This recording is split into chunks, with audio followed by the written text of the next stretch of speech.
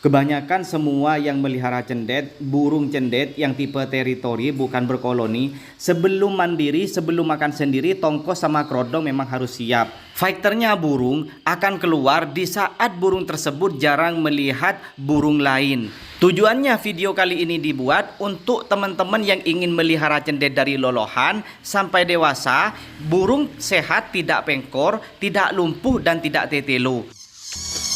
Assalamualaikum warahmatullahi wabarakatuh. Ma'asyiral muslimin wa zumratal mu'minin rahimakumullah. Berjumpa lagi di channel yang membahas tentang seputar hewan peliharaan. Nah, untuk video kali ini teman-teman bisa lihat sendiri cendet yang beberapa hari yang lalu dari lolohan sudah mandiri, bahkan ini sudah hampir lepas trotol teman-teman, sudah besar-besar semua. Jadi memang untuk teman-teman ini tidak bermaksud untuk menggurui, tidak bermaksud untuk yang lebih profesional, enggak. Ini untuk pemula yang ingin pelihara cendet.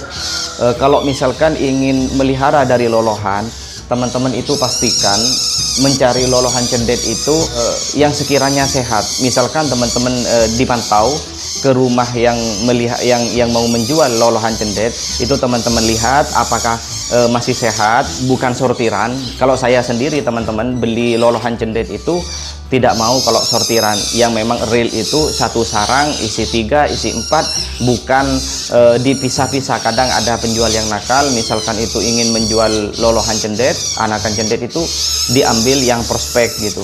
Tapi kalau saya memang sudah ada memang khusus petaninya yang memang ahlinya mencari anakan cendet di pohon. Saya berlangganan ke orang tersebut karena memang sudah amanah, tidak pernah disortir, dipilih satu-satu. Memang real satu sarang, satu indukan teman-teman gitu.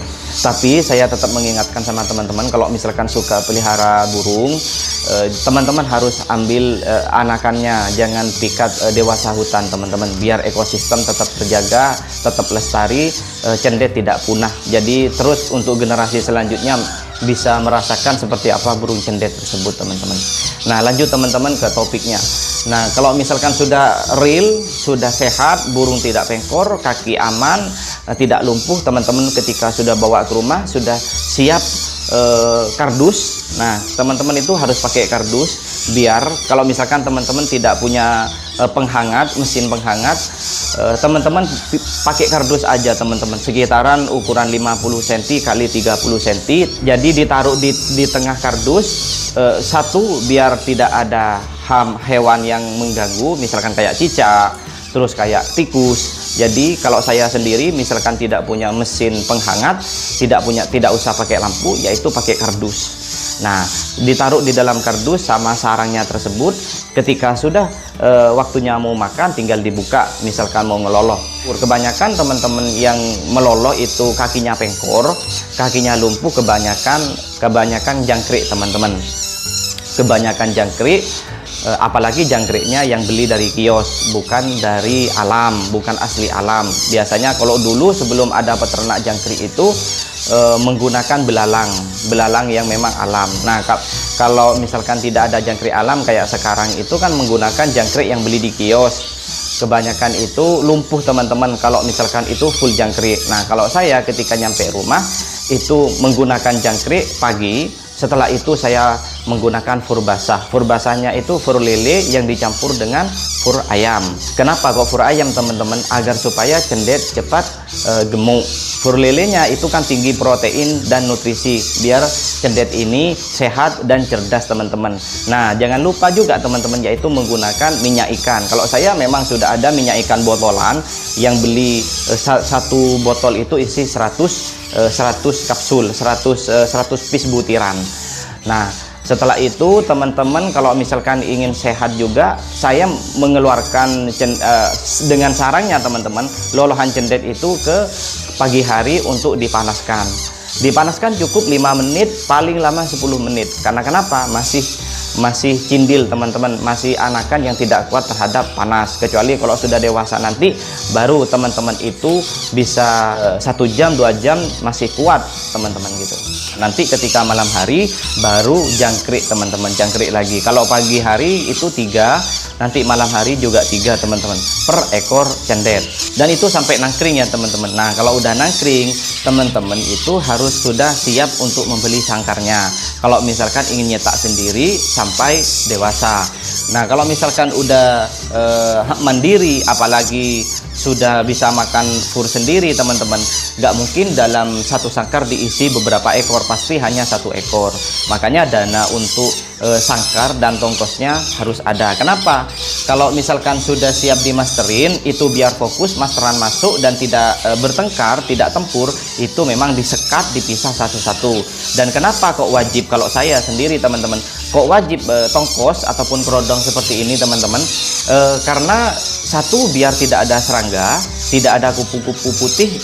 Biasanya di malam hari ada kupu-kupu putih, itu berterbangan. Kalau dimakan bisa mati, teman-teman.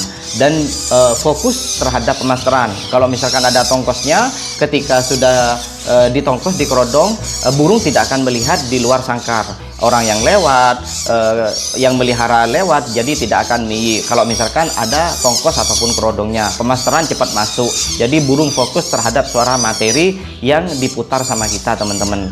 Dan saya sendiri tidak pernah fanatik pada jenis cendet, teman-teman. Entah itu songkop, pilis, entah itu sembur, tidak pernah saya membeda-bedakannya, teman-teman. Menurut saya entah itu pilis maupun sembur itu sama-sama mempunyai materi yang mewah, asalkan itu dirawat dengan baik. Bahkan teman-teman yang juara, yang cendetnya itu sering juara 2, juara 1, itu kadang pilis, teman-teman.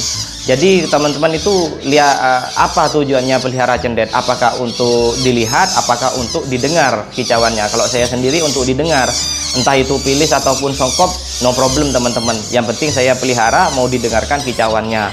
Kalau misalkan teman-teman suka dengan yang penampilannya, misalkan suka ingin dilihat meskipun tidak gacor, ya cari yang songkop, yang gondrong sampai ke punggungnya, teman-teman. Nah, ini kalau masalah pemasterannya, teman-teman. Kalau saya pribadi itu 24 jam dibagi 2, berarti 12 jam. Misalkan dari jam 6 pagi sampai jam 6 sore itu tengkek. Dah, dari jam 6 sore sampai jam 6 pagi lagi itu gereja tarung ataupun lovebird ataupun kenari. Jadi teman-teman jangan terpaku pada satu channel, satu penghobi. Misalkan teman-teman itu suka dengan penerapan saya, dia silahkan. Kalau misalkan tidak suka, ya teman-teman bisa lihat channel penghobi lain, cara pemasterannya seperti apa. Jadi, tidak usah menghakimi bahwasanya channel ini yang paling ampuh, channel ini yang paling bagus untuk melihara cendet. Tidak, teman-teman. Semua ada kapasitasnya masing-masing, semua ada skillnya masing-masing. Tinggal teman-teman di rumah ingin melihat, ingin mencontoh video mana yang paling teman-teman sukai. Kalau misalkan suka dengan channel ini, ya silahkan ditonton gitu loh, teman-teman. Dan kalau sudah mandiri seperti ini, sudah bisa dimandikan, teman-teman. Kalau saya pribadi memandikan burung cendet yang masih anakan agar cepat basah kuyup, agar sangat basah sampai airnya meresap ke dalam, saya itu dicampur dengan sampo. Saya menggunakan sprayer pompa yang isi 5 liter. Jadi itu dikasih sampo setengah saset, itu difulkan, dan ini bisa cukup untuk 4 ekor. Tapi teman-teman harus lihat kondisi sinar matahari, cuaca. Jadi kalau misalkan mendung, tidak ada sinar matahari, lebih baik jangan dimandikan dulu.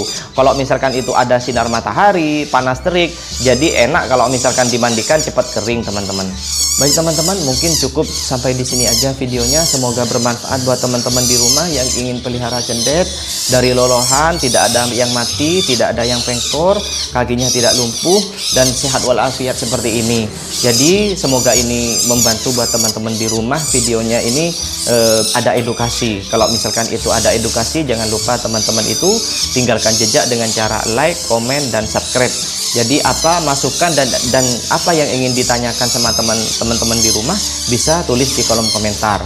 Masyarul muslimin wa zumratal mu'minin rahimakumullah. Assalamualaikum warahmatullahi taala wabarakatuh.